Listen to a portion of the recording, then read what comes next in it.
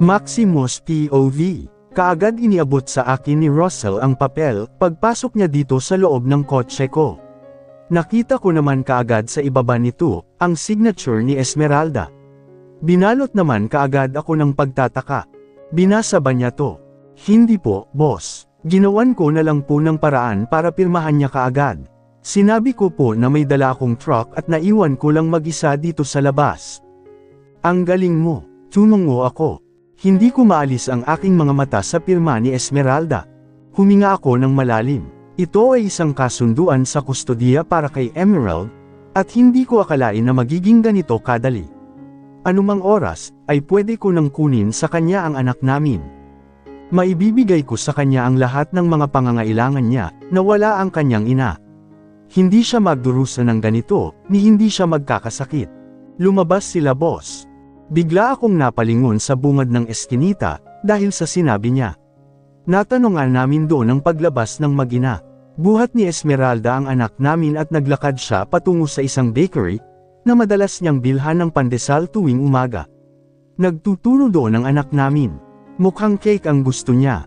Tumungo-tango naman si Esmeralda at kaagad nag-abot ng bayad sa tindera.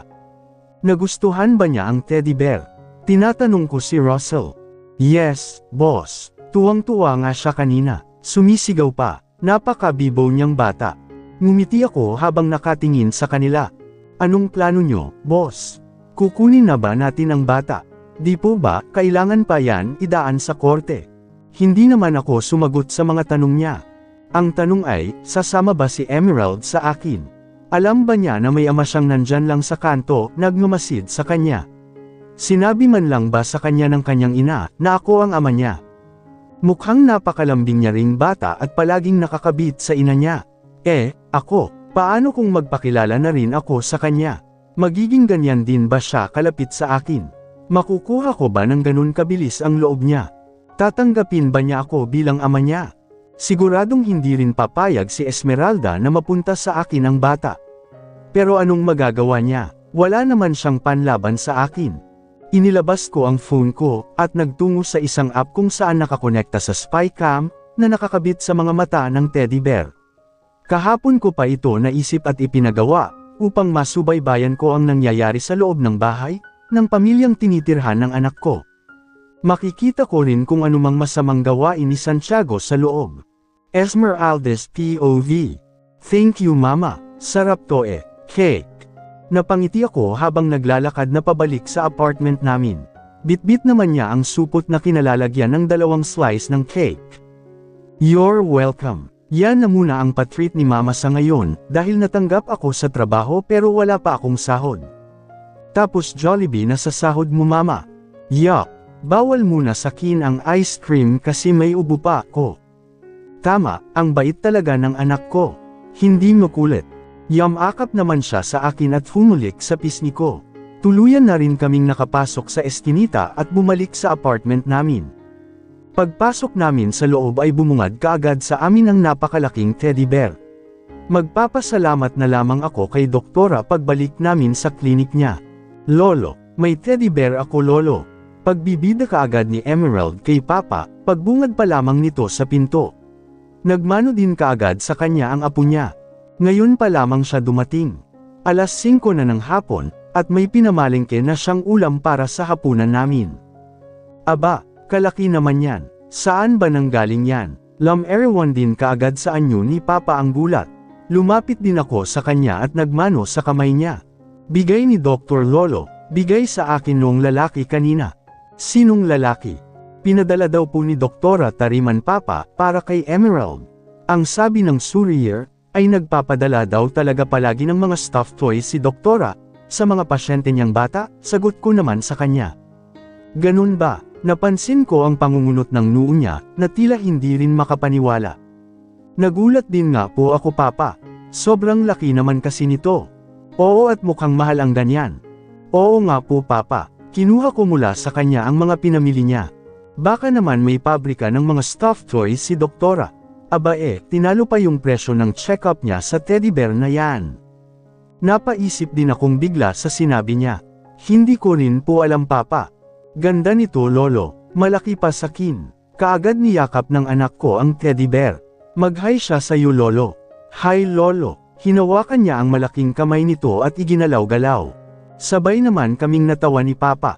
Pumasok na rin si Papa dito sa loob at naupo sa isang silya. Dinala ko naman sa lababo ang mga pinamili niya. Tulingan ito na may kasama na ring mga gulay. Masarap ito sa sabaw. Ang iba ay ipiprito ko na lang para hindi masira hanggang bukas. Nakakatuwa lang dahil ang mga kinikita ni Papa sa buong maghapon, ay ibinibili kaagad niya ng pagkain namin bago siya umuwi. Ang iba ay ibinibigay niya sa akin. Kailangan kasi naming mag-save para sa upo sa apartment, sa kuryente at sa tubig. Bumibili din kami ng galon na tubig para sa inumin namin. Hindi kasi pwede kay Emerald ang galing lamang sa gripo. Hello, anong pangalan niya? May pangalan ba siya? Tanong ni Papa sa anak ko. Girl siya lolo, girl. Girl ang pangalan niya. Girl lolo, girl. Hi girl. Muling iwinagayway ni Emerald ang kamay ng teddy bear, habang siya ay nakapamaywang na parang beauty queen. Natatawa na lamang ako habang sinusulyap-sulyapan ang anak ko. Girl pala, girl. Hi girl. Panggagaya din naman ni Papa sa kanya. Ang galing. Napapailing at natatawa na lamang ako sa kanila. Kahit mahirap ang buhay, ay walang araw pa rin na hindi ako ngingiti dahil sa anak ko. Siya ang palaging nagpapasaya ng mundo ko. Siya nga po pala Papa, natanggap na po ako sa trabaho. Masayang balita ko sa kanya. Napalingon naman siyang bigla sa akin.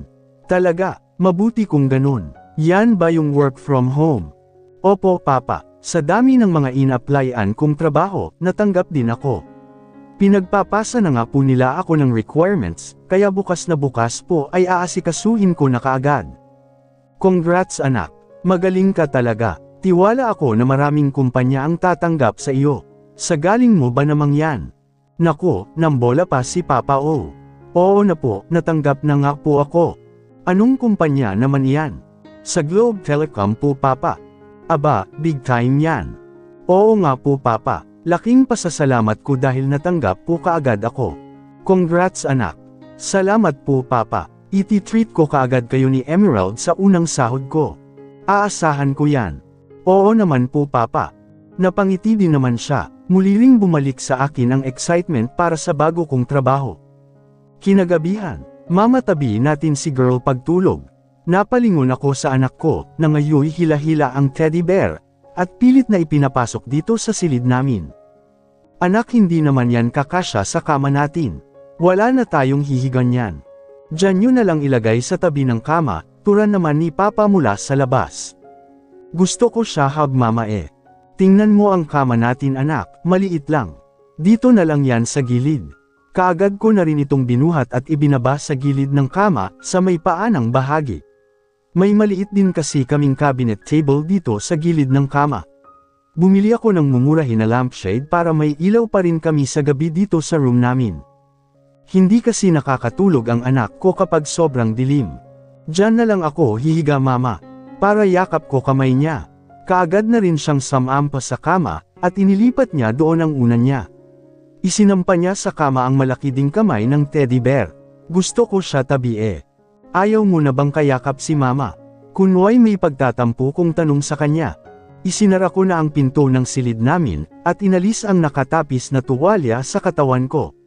Katatapos lang naming mag-half bath, at siya ang una kong binihisan. Alas 8 na ng gabi at naghahanda na rin kami para sa pagtulog. Pinainom ko na rin siya kanina ng mga gamot niya. Wala din naman kaming TV, kaya walang iba pang mapaglibangan. Kapag sumasahod na ako, ay mag-iipon ako para mabilhan ko siya ng TV. Kakaunti na lang kasi ang hawak ko ditong pera, at gagamitin ko pa yun para sa pag-aasikaso ng mga requirements ko.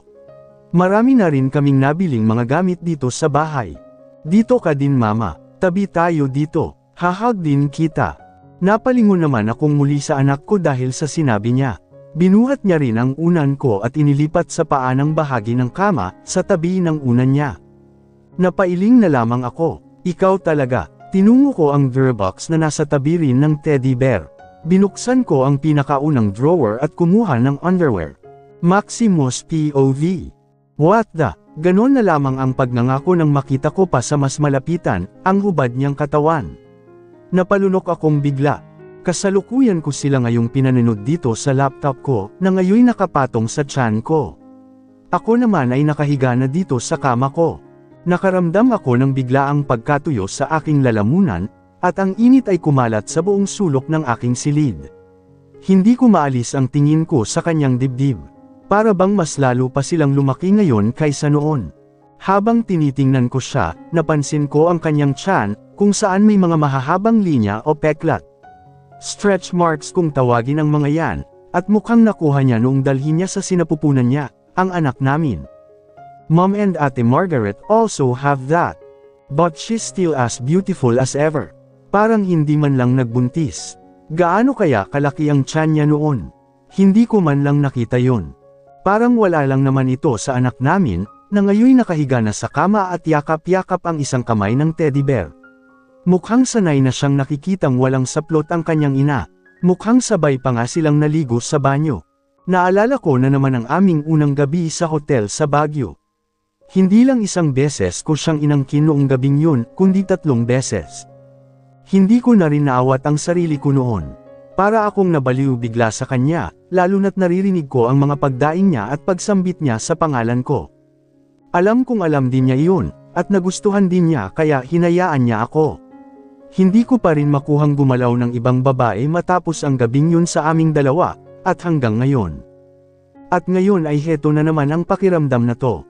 Hanggang ngayon, mayroon ka pa rin ganitong epekto sa akin. Hindi ko pa rin maipaliwanag ang kakaibang pagnanais, na nararamdaman ko para sa iyo sa ngayon. Ang mga kamay at lalamunan ko ay nangangati na para bang gusto kong matikman at mahawakan ka muli. Esmeralda's POV. Hindi na lang muna ako magtitinda ngayon para maasikaso mo na yan lahat, ani Papa habang sabay-sabay kaming nag-aalmusal dito sa mesa. Isasama ko na lang si Emerald Papa, para may pasyal ko rin siya. Papasyal tayo mama, tanong kaagad ng anak ko, habang hawak ang kapiraso ng pritong isda na tinanggalan ko na kanina ng tinik. Ang bilis mo talaga kapag pasyalan sagot ko naman sa kanya. Humajijek naman siya, pasyal tayo mama. Hindi ba siya makakasagabal sa pagkuha mo ng requirements? Tanong naman ni Papa. Hindi naman ako magtatagal sa pagkuha ng NBI at police clearance Papa, dahil na-i-online ko na sila. Magpipicture na lang ako doon tapos makukuha ko na rin kaagad.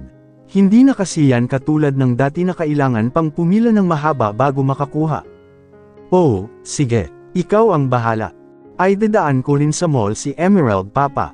Nako, siguradong mag-e-enjoy ka doon, aniya sa anak ko. Ano yun mall mama? Yung parang may mga raruan. May slide doon mama. Park naman ang tinutukoy mo. Gusto mo ba sa park na lang? Opo, gusto ko doon sa may akyatan na hagdan mama. Tapos magpapadulas ako pababa, tapos mayroon pang mga duyan. Wala niyan sa mall anak, pero mag-i-enjoy ka rin doon. Sige, hahanap din tayo ng park dito na meron yan. Doon nga sa park na pinuntahan natin, may bata doon Nangangagaw, di naman kanya yung duyan. Natawa na lamang ako sa sinabi niya.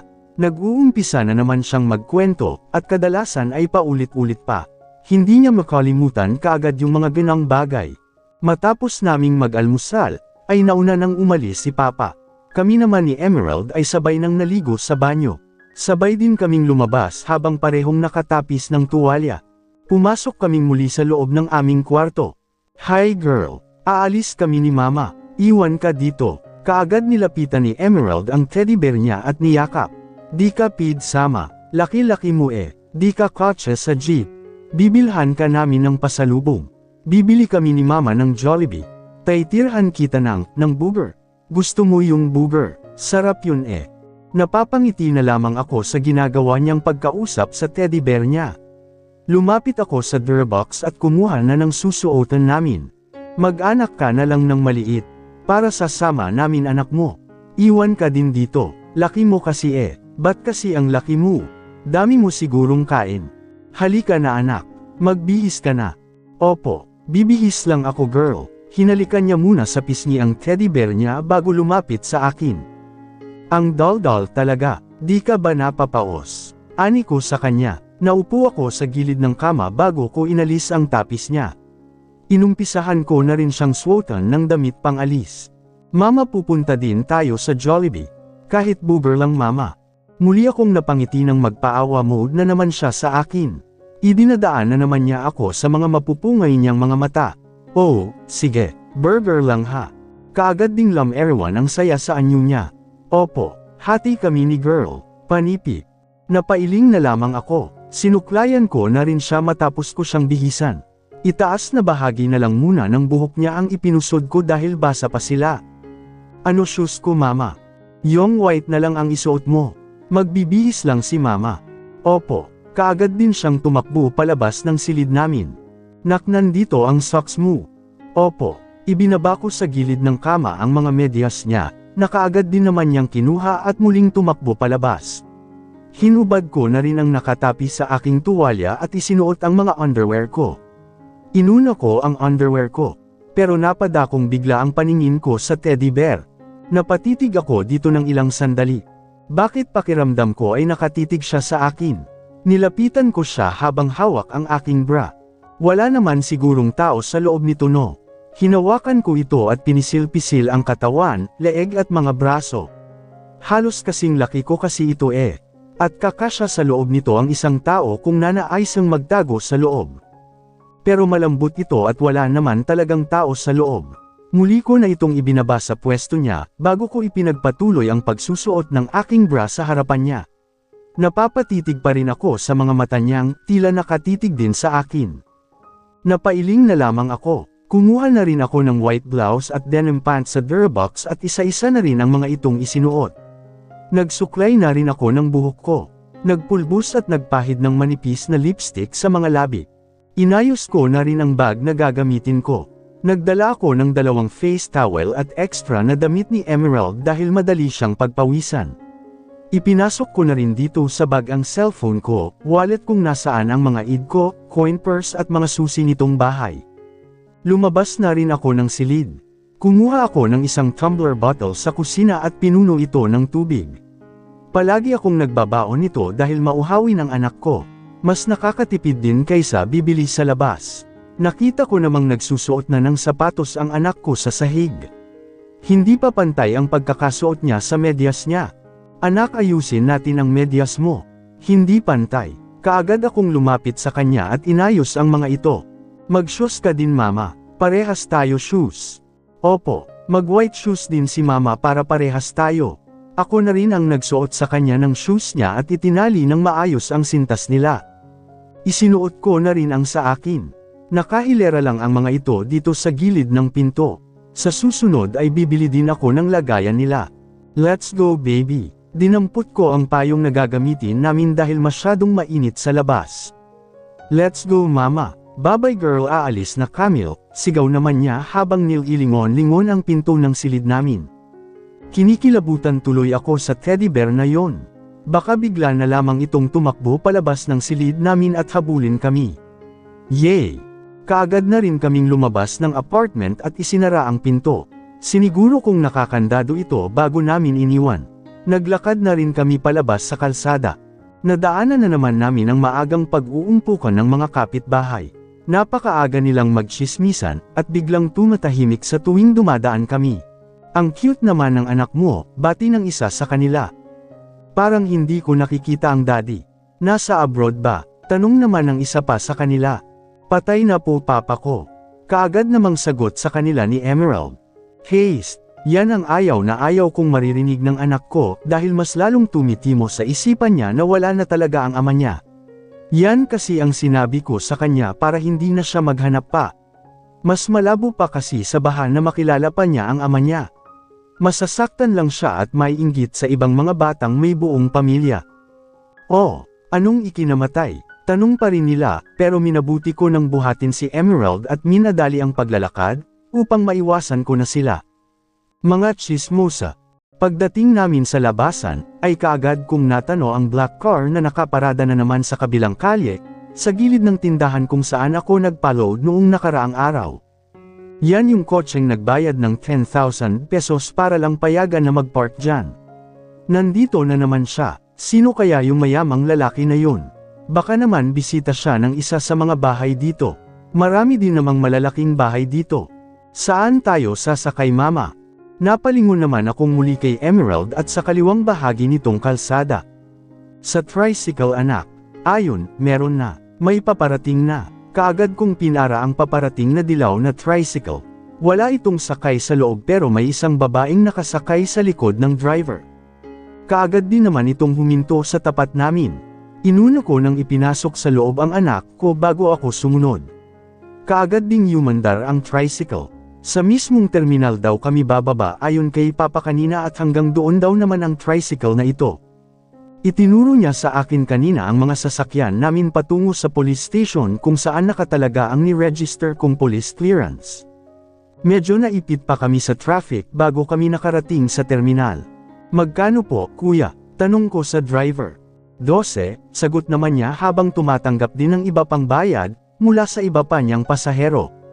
Kaagad naman akong naglabas ng 12 pesos mula sa coin purse ko. Kanina kasi ay kinalong ko na lamang si Emerald nang may sumakay pang ibang pasahero. Sayang pa yung 12 pesos na isa. Kaagad ko itong iniabot sa driver. Pagbaba namin, ay bigla kong nakita ang black car na kanina lamang, ay nakaparada sa gilid ng tindahan sa tapat ng eskinita namin. Hindi ko man gaanong kabisado ang plate number yun pero parang iyan yun. Baka paalis na siya. Dito na tayo mama, tanong naman ng anak ko habang nagsisimula na muli akong maglakad. Siya naman ay buhat kong muli. Malaki naman na siya pero sanay pa rin akong buhatin siya. Sasakay pa tayo ng isa pang tricycle, nak. Lumipat kami sa isa pang tricycle na color white naman. Ayon kay Papa ay dadaan na ito sa police station. Naghintay muna kaming mapuno ito bago umandar. Lumingon ako sa likod at nakita kung sumusunod sa amin ang black car. Nangunot bigla ang noo ko. Dapat ay kanina pa yan lumampas, dahil naglakad pa kami kanina ng anak ko, at naghintay pang mapuno ng mga pasahero itong tricycle. Hindi niya naman siguro kami sinusundan, no? Sino ba siya? Ilang minuto pa ang lumipas ay nakarating din kami ng anak ko sa police station dito sa Pasig. Nagtungo na muna kami sa 7-Eleven upang magbayad ng pina-register ko sa online. Mama, parang gusto ko ng pagkain. Napangiwi naman ako sa anak ko. Ibinaba ko na siya dahil nangangawit na ang braso ko. Nakakita ka lang ng mga pagkain eh. Kakakain lang natin sa bahay. Parang gutom ulit ako mama eh. Tumakbo na nga siya patungo sa mga lalagyan ng mga paninda. Biskwit na lang anak. Oo, kaya tinapay. Kumuha naman muna ako ng resibo sa isang machine na naririto para sa police clearance ko. Opo, ito na lang mama. Wafer. Muli siyang bumalik sa akin dala ang isang malaking pack ng wafer. Oo, sige. Bayaran muna natin sa counter. Dinala ko naman na ang mga ito sa counter at binayaran, pati na rin ang resibo ng police clearance ko. Hindi na rin kami nagtagal pa sa 7-Eleven. Lumabas na rin kami at dumiretso na sa police station na nasa tapat lamang. Pumasok kami sa loob. Anak, mamaya ka na kumain ha. Bawal ang pagkain sa loob. Opo, saka, huwag ka ring mag-iingay. Maraming pulis dito. Ayon pulis mama o. Tinuro niya ang isang grupo ng mga pulis na nasa gilid nitong gusali at nag-uusap-usap. Oo nga. Natatawa sa amin ang isang ale na katabi ko dito sa silya. Pumila muna kami dito sa labas. Pero kakaunti lang naman kami at mukhang mabilis lang din ang proseso. Hindi nagtatagal ang mga taong pumapasok sa loob ng isang silid. Next, tawag ng isang babaeng bantay sa pinto. 5 ulit. Muli namang tumayo ang mga nasa unahan ng pila namin. Umandar ang pila namin, hanggang sa mapunta na rin kami ng anak ko dito sa unahang bahagi na malapit sa pinto. Ang anak ko ay kinalong ko na lamang. Anak mo yan, ang ganda namang bata, nakangiting tanong sa akin ng babaeng bantay sa pinto. Opo, hello, babe, ang cute mo naman. Kumaway siya sa anak ko. Hello po, kaagad din namang kumaway sa kanya ang anak ko. Anong pangalan mo? Emerald po, ang gandang pangalan. Bagay na bagay sa iyo. Kasing ganda mo. Buyag po, sagot ko naman. Muling bumukas ang pinto at lumabas mula doon, ang isang babae at lalaki na parehong nakangiti at tila may pinag-uusapan pa. Ngunit bigla akong natigilan nang makilala ko kaagad ang lalaki. Maging siya ay napatingin din sa akin, at kaagad na lam-erewan ang gulat sa anyo niya. Ganon na lamang ang pagkabog ng dibdib ko. Oh my God! Ang liit naman talaga ng mundo. Bakit dito pa? At bakit ngayon pa? Esmeralda, tawag niya sa akin habang nakahinto sa harapan ko. Kaagad ding bumaba ang paningin niya sa anak ko, kasabay ng pagbalatay ng pagtataka sa kanyang anyo. Adam, para akong tatakasan ng lakas sa mga sandaling ito, habang nakatitig sa kanya. Next, pasok na miss. Isama mo na yung anak mo sa loob, turan sa akin ng babae sa pinto. Mas lalo pang nangunot ang noo ni Adam, habang nakatitig sa akin. Lika na mama, tawag na tayo. Inugoy na rin ako ng anak ko. Kaagad naman akong tumayo at umalis na sa harapan ng ex-boyfriend ko. Bago kami pumasok sa loob ng opisina ay muli ko siyang nilingan. Nakatitig pa rin siya sa amin, at puno na ng sakit at luha ang kanyang mga mata. Hindi ko rin napigil ang maluha. I'm sorry. I'm so sorry, Adam. Hindi ako halos nakapag-focus habang ini-interview ako kanina, at hanggang sa kuna na ako ng picture. Ang anak ko naman, ay iniwan ko lang sandali sa isang silya na malapit sa akin. Hindi ako makapaniwala na makikita ko sa lugar na ito si Adam, sa laki ng Maynila at ng Rizal. Sadya yatang hindi ko siya matatakasan. Nakatadhana na nga yata na magkita kaming muli kahit anong iwas pa ang gawin ko sa kanila. At hindi rin maalis-alis sa isipan ko ang itsura niya kanina. Parang dinudurog ang puso ko. Nasaktan ko siya ng sobra.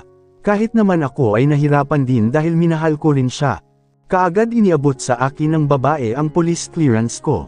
Kanina ko pa rin pinipigilan ang pagtulon ng mga luha ko. Salamat po.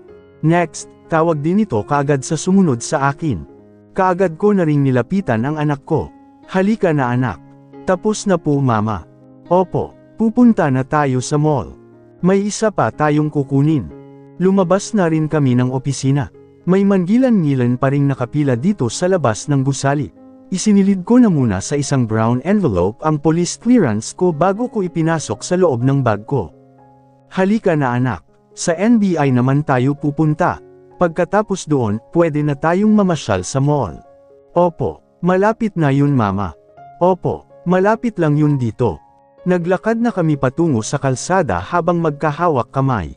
Ngunit bigla akong napahinto ng hamarang sa daraanan namin si Adam. Napatigil kami sa paglalakad, kasabay ng muling paglakas ng kabog ng dibdib ko. Naruroon pa rin ang sakit at mga katanungan sa kanyang mga mata, habang nakatitig sa akin. Dahan-dahan siyang naglakad palapit sa amin. Iniyakap ko naman ang isa kong braso sa anak ko. Huminto siya sa harapan namin. Huminga siya ng malalim bago muling tumitig sa akin at sa anak ko. Karapatan ko naman sigurong marinig ang paliwanag mo, di ba? Muli akong naluha nang makita kong muli ang pamumuo ng mga luha sa kanyang mga mata. Please huwag dito. Ayokong marinig ng anak ko. May pagmamakaawa akong tumitig din sa kanya. Mas lalo namang tumindi ang sakit na nakikita ko sa kanya. Nag-iwas siya ng tingin, pero nahuli ko pa rin ang pagtulo ng mga luha niya sa pisngi, na kaagad niya ring pinunasan. I'm sorry Adam. Tinalikuran niya ako at pinara ang isang taxi na paparating. Huminto din naman ito sa tapat niya. Binuksan niya ang pinto sa backseat nito bago muling lumingon sa amin, na tila pinasasakay kami doon. Nag-aalinlangan man, ay hinila ko na rin patungo doon ang anak ko. Malaki naman ang tiwala ko sa kanya. Pumasok kami sa loob bago siya sumunod. Naupo din siya sa tabi ko. Ang anak ko ay tahimik lang pero nakatitig sa kanya. Saan tayo boss? Tanong ng driver. Rainforest, walang emosyon din naman niyang sagot. Yun yung lugar na madalas naming puntahan at tambayan noon. Doon kami palaging nagdi-date dahil libre lang. Walang entrance fee. Tipid na tipid kami noon dahil sinusuportahan pa niya ang pamilya niya. Pinaaral pa niya ang mga kapatid niya. At tanggap ko naman yun dahil mahal ko siya. Nagtataka lang ako kung nasaan na ngayon ang motorsiklo niya, at yung babaeng kasama niya kanina. Hindi siya pamilyar sa akin. Kaagad ding yumandar ang taxi. Namayani ang katahimikan sa aming lahat. Napayuko naman ako sa anak ko, nang hila-hilahin nito ang manggas ng blouse ko. Ano yun? Sino siya mama? Papa ko siya. Bulong niya sa akin pero pakiramdam ko ay narinig din yun ni Adam sa tabi ko. Hindi anak. Sinabi ko naman na sa iyo diba? Gusto ko ng papa mama, muli niyang bulong sa akin. Hindi naman ako nakasagot, nananatiling tahimik si Adam sa tabi ko. Hindi nagtagal, ay nakarating din kami sa Rainforest Park dito pa rin sa Pasig. Malapit lang ito sa pinuntahan naming police station kanina, at one ride na lamang din ito patungo sa amin sa Cainta. Si Adam na ang nagbayad sa driver bago siya naunang lumabas. Sumunod naman kami ni Emerald. Punta na tayo mall mama. Nagpalingga-lingga sa buong paligid ang anak ko. Naririto pa kami sa gilid ng kalsada at maraming sasakyan ang mga dumadaan. Nasa park na tayo, sagot ko naman sa kanya. Napatitig ako kay Adam nang yumukod siya sa harapan ng anak ko. Anong pangalan mo? Napatitig naman sa kanya ang anak ko ng ilang sandali. Tumangala din siya sa akin bago muling bumaling sa kanya. Emerald po, friend ka po ng mama ko. Siya naman ang hindi kaagad nakasagot sa tanong ng anak ko. Huminga ako ng malalim nang muling mamumuo ang mga luha sa aking mga mata. Boyfriend, girlfriend ko ang mama mo. Napahugot akong bigla ng malalim na paghinga, dahil sa sinabi niya. Tumangala sa akin si Adam, hanggang sa magtama ang aming mga mata. Ngunit puro kalungkutan pa rin at sakit ang nababasa ko sa kanya. Pumasok na muna tayo sa loob, aniya bago niya kami inakay papasok sa gate nitong Rainforest Park. Hinawakan niya rin ang kamay ni Emerald. Hinayaan naman siya ng anak ko. Ano po pangalan mo? Tanong naman nito sa kanya. Adam. Adam. Adam. Adam. Ano pong tawag ko sa iyo? Kid ikaw na lang po papa ko. Anak. Okay lang. Okay lang sa akin. Bigla naman akong napahinto sa sinabi ni Adam. Tumitig din siya sa akin, bago muling bumaling sa anak ko. Papa na lang ang itawag mo sa akin. Wala po kasi akong papa. Patay na po papa ko. Muli siyang napatitig sa akin dahil sa sinabi ng anak ko. Hindi naman ako makatingin sa kanya ng diretsyo. Bigla namang naagaw ang atensyon ko, ang isang black car na pumapasok na din ngayon dito sa malawak na harapan ng Rainforest Park, kung saan pwedeng mag-park ang mga sasakyan. Nangunot bigla ang noo ko. Hindi ba yan yung kotseng pumaparada sa gilid ng tindahan ni Manang sa amin? Nandito din siya. Wait, yan ba talaga o kaparehong kotse lang? Halos magkakapareho lang naman kasi ang mga kotse dito. Yumandar ito papalapit sa amin hanggang sa huminto sa harapan namin.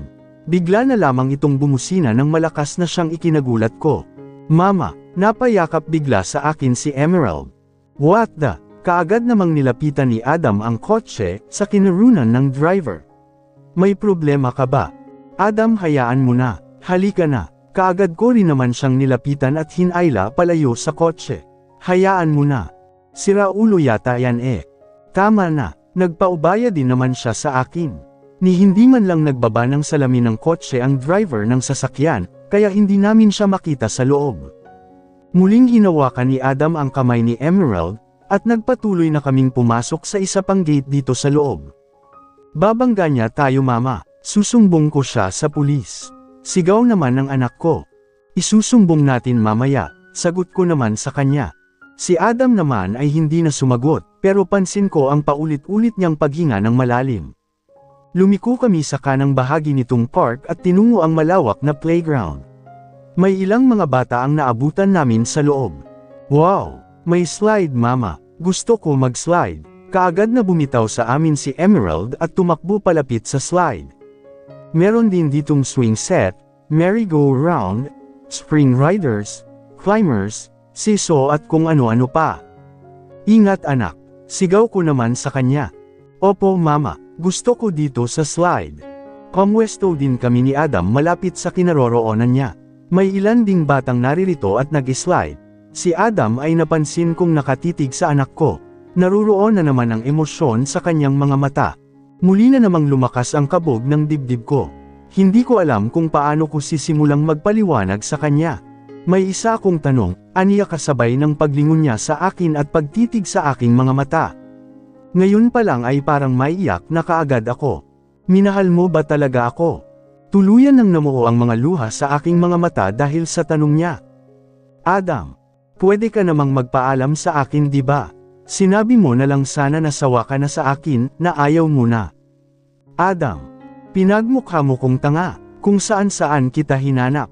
Tuluyan nang tumulo ang mga luha ko sa pisngi habang nakatitig sa kanya. Halos mabaliw na ko, halos mamatay ako sa labis na pag-aalala sa iyo. Ang palm mo lang daw, kay Tito Arthur ay pupunta ka ng probinsya pero hindi mo sinabi kung saan. Nagpunta ako ng Bulacan, sa pamilya niya. Hinanap ko rin ang mama mo, pero wala ka sa kanila, basta ka nalang naglaho na parang bula. I'm sorry. May nagawa ba akong mali? Nagkasala ba ako sa iyo nang hindi ko alam? Hindi. Ako ang may kasalanan, Adam. Ako ang nagkamali. Hindi ko sinasadya. Patawarin mo ko. Isa-isa na ring tumulo ang mga luha niya sa pisngi habang nakatitig sa akin. May iba na ba? Nakahanap ka ba ng mas deserve kaysa sa akin? Hindi. Isang pagkakamali lang ang nangyari noong gabing yun. Nadala lang ako ng alak. Hindi ko na alam ang nangyari. Wala akong iba, Adam. Ikaw lang ang minahal ko. Pero noong mangyari ang gabing yun, hindi ko inasahan. Yung gabing nasa Baguio ka at nakita kong marami ka ng missed call sa phone ko. Yun ba? Anong nangyari? Nasa panganib ka ba noong gabing yun? Nasa trabaho ako noon at may mga client akong kausap. Nasa bar kami noon. Lasing na ako at gusto lang kitang makausap. Gusto kong marinig yung boses mo. Gusto ko sanang magpasando sa iyo. Pero baliw lang ako, dahil lasing na ako noon. Ang layo-layo noon para mapuntahan mo kaagad. Sino ang kasama mo noong gabing yun? Hindi kaagad ako nakasagot. Paano ko sasabihin? Ang palm mo sa akin ay dadalo kayo ng seminar kasama ang boss mong si Maximus. Tumitig siya sa akin ng matagal, hanggang sa everyone sa anyo niya, na tila may hinuha na siya. Siya ba? Bigla akong napasinok. Mas lumapit pa siya sa akin at hinawakan ang magkabila kong pisngi. Sabihin mo sa akin, anong ginawa niya sa iyo? Pinilit ka ba niya? Pinagsamantalahan ka ba niya? Hindi ko pa rin malaman ang sasabihin ko. Hindi ko rin naman kasi alam ang buong pangyayari. Hindi ko alam kung anong mga nagawa ko noong gabing yun habang lasing ako. Baka inakit ko rin si Sir Maximus nang hindi ko nalalaman. Tinanong ko naman kinabukasan si Sir Maximus pero halos hindi rin siya sumasagot. Humingi naman siya sa akin noon ng sorry. Nalasing din daw siya. Binigyan pa niya ako ng gamot dahil hindi na ako makalakad noong umagang yun. Dinalhan pa niya ako ng pagkain sa hotel room niya. Sabihin mo sa akin ang totoo. Pinilit ka lang ba niya? Muling tanong ni Adam. Ayaw ko man siyang saktan, pero, umiling na rin ako. Ayoko na siyang paasahin pa, at ayoko ring makagawa siya ng masama nang dahil lang sa katangahan ko. Baka sugulin niyang bigla si Maximus. Kasalanan ko rin, Adam. Hindi ko na alam yung mga ginawa ko noon. Pareho kami. Lumuwag ang pagkakahawak niya sa pisngi ko, hanggang sa tuluyan na niya akong bitawan. Laglag ang kanyang mga balikat. Ginusto mo rin. Mas lalo pa akong naiyak sa sinabi niya. Hindi ko alam, Adam. Hiyang-hiya ako. Kaya ba parang nagiba ka na matapos niyong bumalik mula sa Baguio? Parang ang lamig-lamig mo na sa akin noon. Madalas mo na akong iwasan at marami ka ng dahilan. Nahulog ka ba sa kanya? Na-in-love ka ba sa kanya? Kaagad akong umiling. Hindi niya rin alam na umalis ako. Nag-resign ako at nagpakalayo-layo sa inyong lahat. Hindi niya alam na may anak kami. Hanggang ngayon ay hindi pa rin kami nagkikita. Yung tanong ko ang sagutin mo. Hindi naman ako makasagot. Muling tumulo ang mga luha ko sa pisngi. Tumingin siya sa ibang direksyon habang tumutulong muli ang mga luha niya sa pisngi. Mahal kita, Adam. Muli siyang lumingon sa akin. Ako pa rin ba hanggang ngayon? Ako pa rin ba ang laman ng puso mo? Hindi mo na kailangan pang magsinungaling sa akin. Kung naaawa ka, hindi ko kailangan yan. Patawad, hindi ko kagustuhan ang mga nangyari. Totoong minahal kita, Adam. Alam ng Diyos yan. Kung hindi lang ako sumama sa Baguio, kung hindi nangyari ang gabing yun, ikaw pa rin naman, wala nang iba pa. Umiling naman siya habang pinupunasan ang pisngi niya. Ngayon ay hindi na matapos ang nangyaring yun. Muli akong natahimik. Patawad, patawarin mo ko. Inaamin ko, kasalanan ko ang lahat ng yun. Ako ang nagkamali. Kung sana ay maaalis ng pag-amin mo sa akin ang sakit na nararamdaman ko ngayon sa dibdib ko. Napahagulgol naman ako sa sinabi niya. Pero wala na rin naman akong magagawa. Nandyan na, nangyari na. Nagkaanak pa kayo. Makakahanap ka rin ng babaeng karapat-dapat para sa iyo. Yung hindi ka lalakuan katulad ko. Akala mo lang, ganun yun kadali.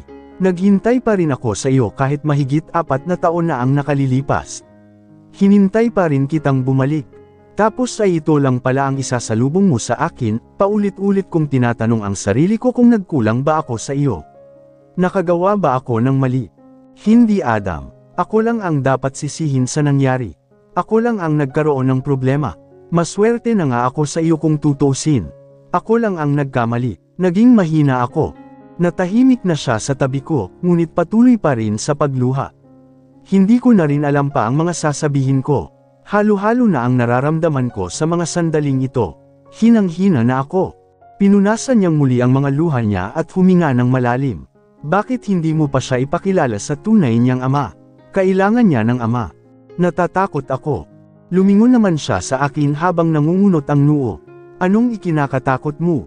Baka kunin niya sa akin ang aking anak. O baka itanggi niya lang na siya ang ama. Mayaman siya. Pwede niya ipad-test ang bata. Baka isipin niya na naghahabol lang ako sa kayamanan nila. Alam mo naman ang mga mayayaman.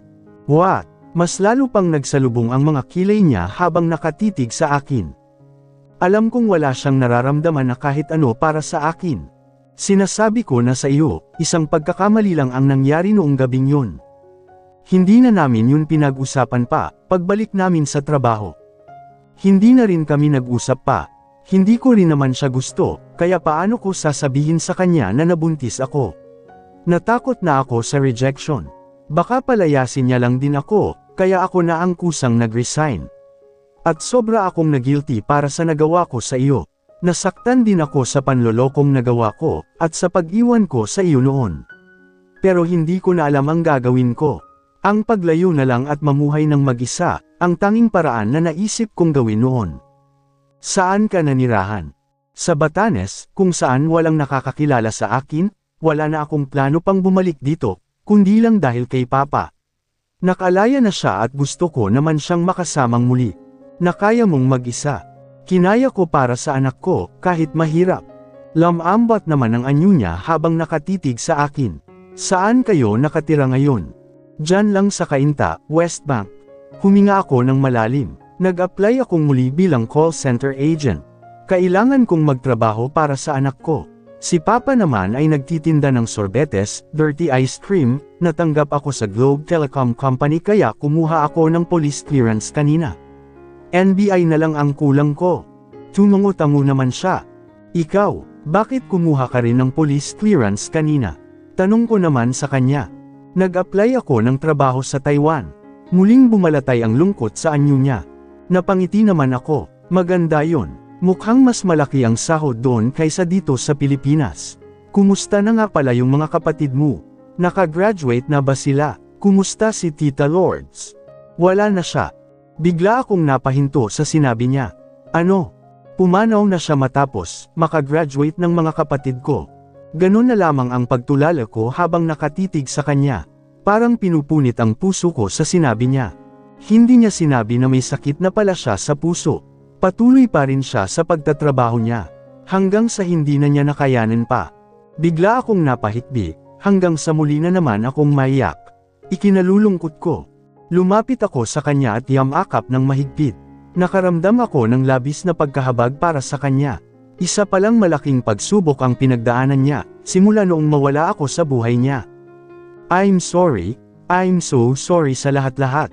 Nakadagdag pa ako sa mga paakit na naranasan mo. Nakatadhana na nga yata sa akin to, at ngayon ay pinahihirapan na naman niya akong magdesisyon. Kumalas ako mula sa kanya at tumangala sa kanya. Anong ibig mong sabihin? Muli din naman siyang tumitig sa akin. Bumalik ka, at kapag sinubukan mo akong papiliin, alam mo na kung sino ang pipiliin ko. Napaawang bigla ang mga labi ko habang nakatitig sa kanya. Hinayla niya akong bigla at niyakap ng mahigpit. Third person POV. Kumuyam ng mahigpit ang mga kamao ni Maximus, habang nakatitig sa dalawang tao nang magkayakap sa di kalayuan, gumalaw ang kanyang panga, pati maging ang mga ugat sa sentido niya.